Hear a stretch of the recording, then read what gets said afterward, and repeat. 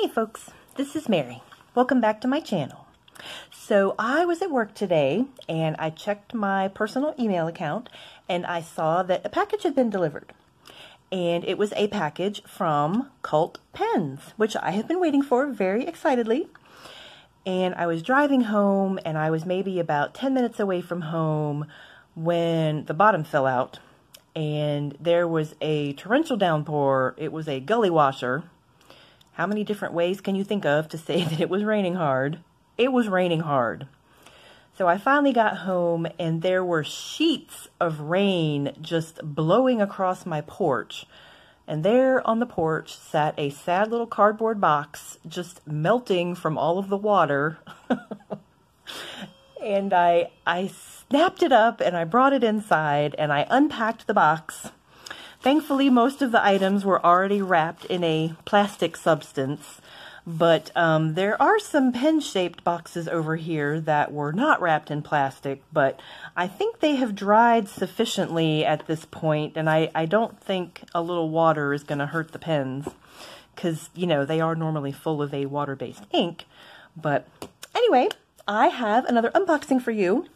And as I mentioned with my Pure Pens order, this is my final Cult Pens order of 2020. No more orders from Cult Pens for the rest of the year. I am weaning myself off of crazed online shopping, so this is it. And this is my little invoice, but look at this thing. What is that? It's a little clip. Oh my goodness, that is so adorable. I've never seen a clip like that before.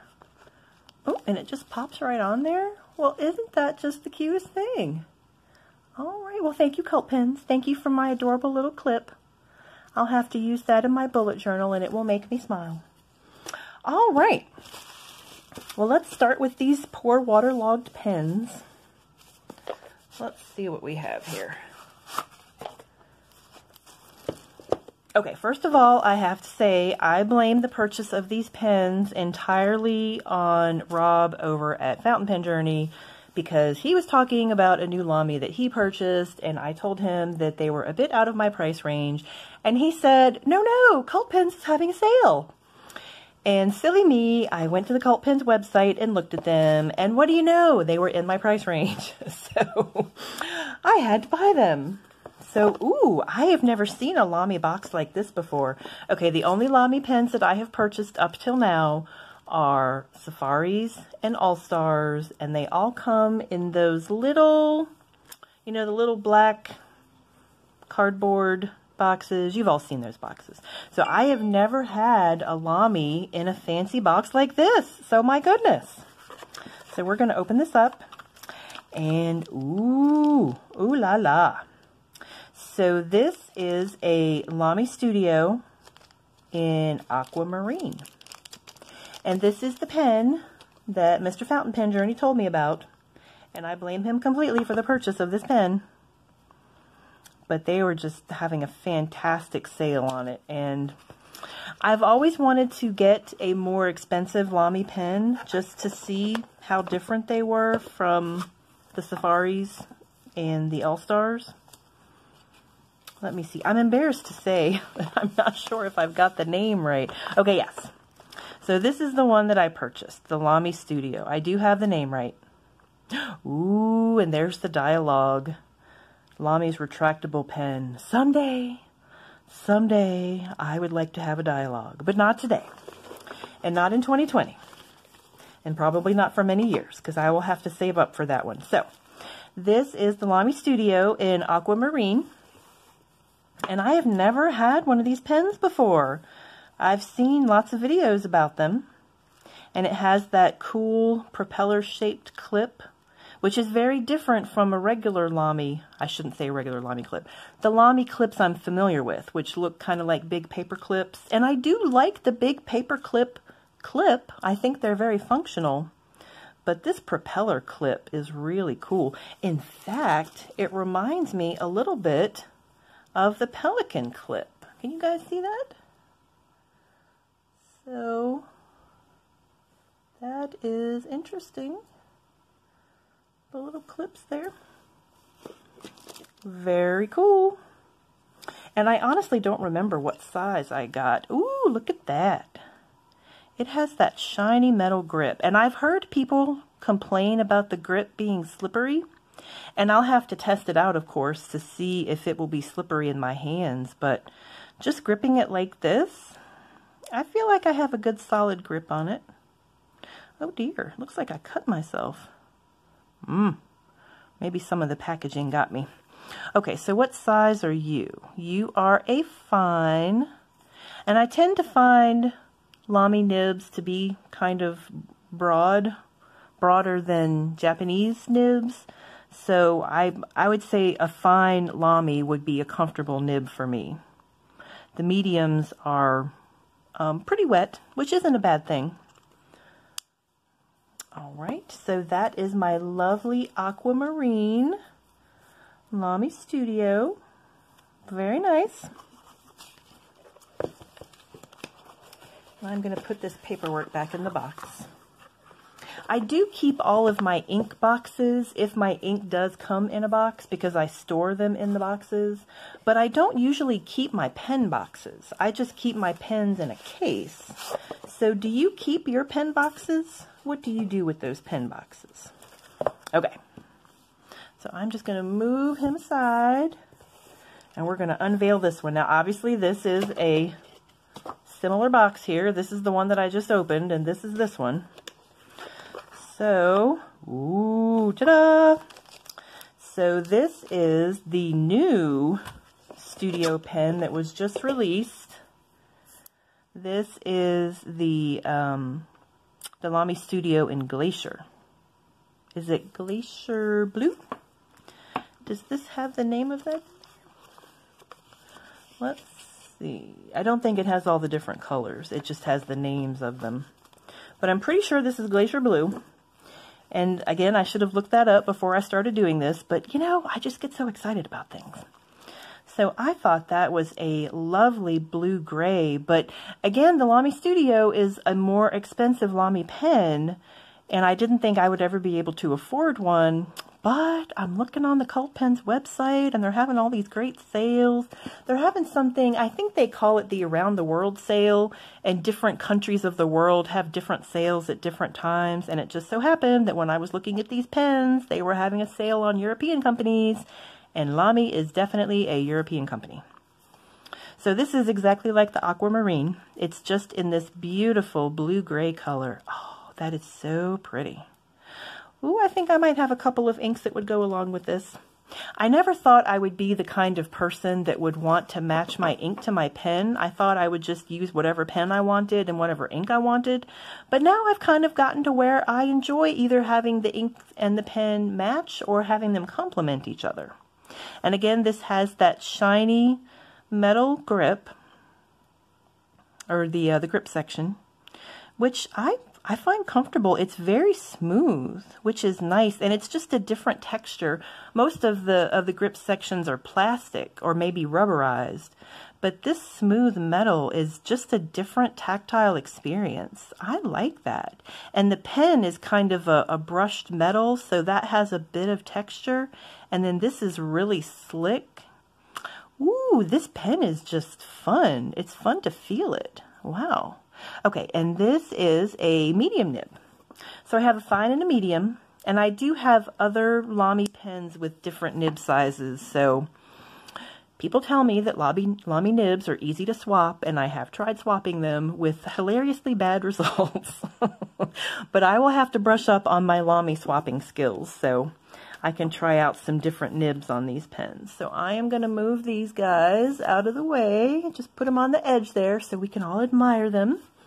And we are going to move on to some ink, because what is a pen order without some ink, right?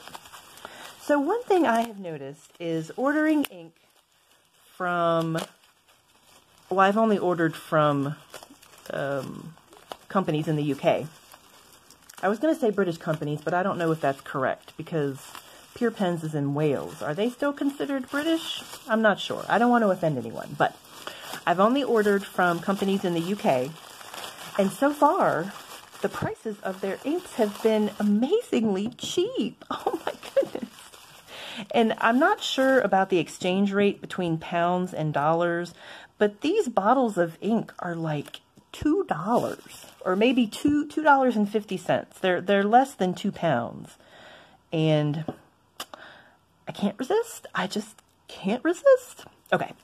So these are the iridescent inks from Cult Pens. So this is, I'm sure I'm going to get the names wrong here. Let me look at the list. With our cute little pen on it. Oh my. Oh, it came out. Uh-oh, did I break it? Is it supposed to do that? Uh-oh, I broke it. Oh, no. Oh, I see. Okay, so you pull this out to clip it on. So you open it up so it'll clip on there. And then you push it down to hold it in place. Oh, I get it. Okay. Gosh, I thought I broke the poor thing. Okay. So what am I looking at here? Oh, it just says, okay, this is the iridescent ink from Cult Pens. And I believe that is an exclusive line that they have, but it only says it's a set of ink. I bought the set, not the individual bottles, so it doesn't have the individual names on it. I'm just looking at my invoice here.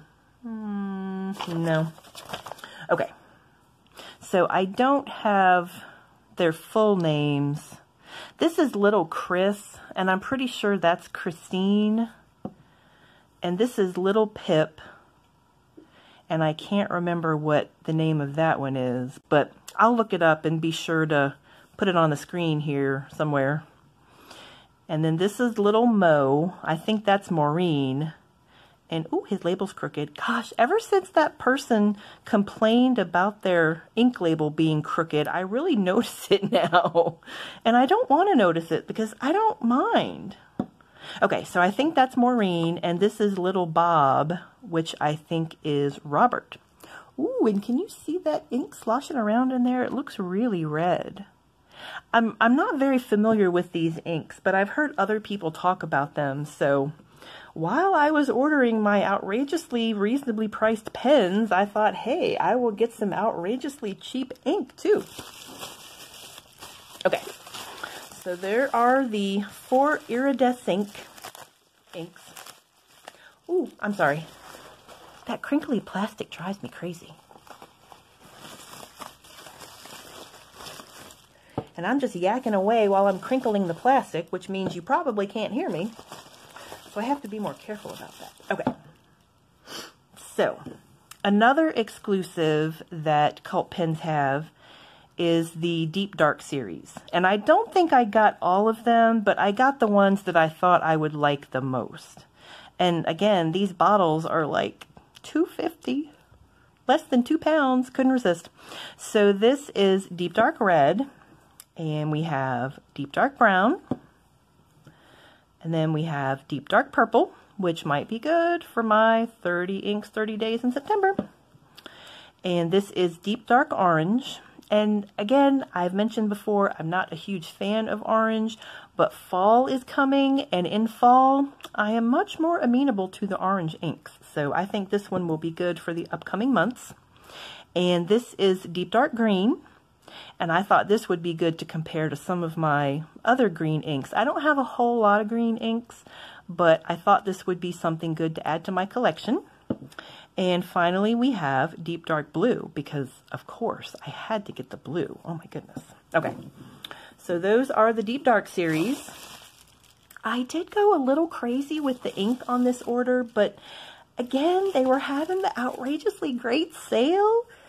I just couldn't resist. Okay. Now, if you haven't seen it before, this is my little trick that I learned from Inky Rocks. So you slide something into the box lid, and you pop out, see the little corner right here? The little corner right there? You pop that little corner out with something flat, and then you can lift up the box lid without tearing it. How many box lids have I ripped trying to get the thing open? So this is KWZ. Now this is the first time that I have ordered a bottle of KWZ ink. I have gotten several samples recently, and I used several of them for my previous blue ink exploration. And this was one of the ones that I tried. This is Azure number 5. And no, I'm not done with the ink. There's more ink. I can't believe it. This is why I'm not ordering anything else, because if I order nothing for the rest of my life, I will not run out of things to play around with.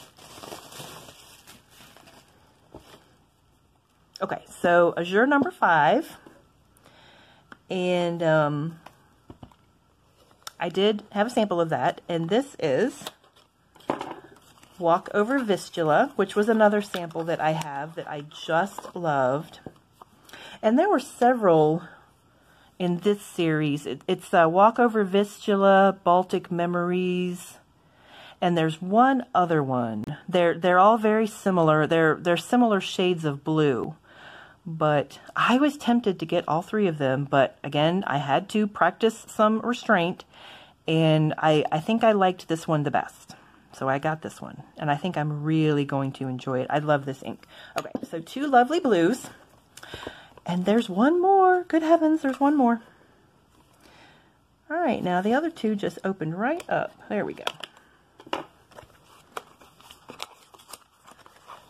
Now this is KWZ Gummy Berry, and I have never had a sample of this one, so I have purchased this one sight unseen, fool that I am, but again, really good sale. Couldn't resist, so we're gonna give him a try. Okay, so what do you think? Do we have time to swatch all of these inks? These are a lot of inks. I think I might need to do a separate swatching video because this is a lot of stuff. Good heavens. So let's recap. We have our deep dark ink. I got 6 of the deep dark inks. And I got the 4 iridescent ink. And then I got these 3 KWZs. My first ever KWZ ink. Don't ask me how many Diamine inks I have, because it's probably a number too large to be counted. But these are my first 3 KWZ inks. Very excited about that. And then I have the lovely, ooh, is it Glacier Blue? The Glacier Lamy Studio with a medium nib. And the Aquamarine Lamy Studio with a fine nib. And I blame this entire order on Fountain Pen Journey, who told me about the great sale at Cult Pens. So I hesitate to say this, but I think the sale is still going on. So if you have any extra money in your pocket and it's just burning a hole, then feel free to check out Cult Pens and their amazing sales. So that will be all for this round, and I will do some ink swatching for you soon. So I hope you enjoyed this, and if you did, don't forget to subscribe, and I will see you again next time. Take care. Bye-bye.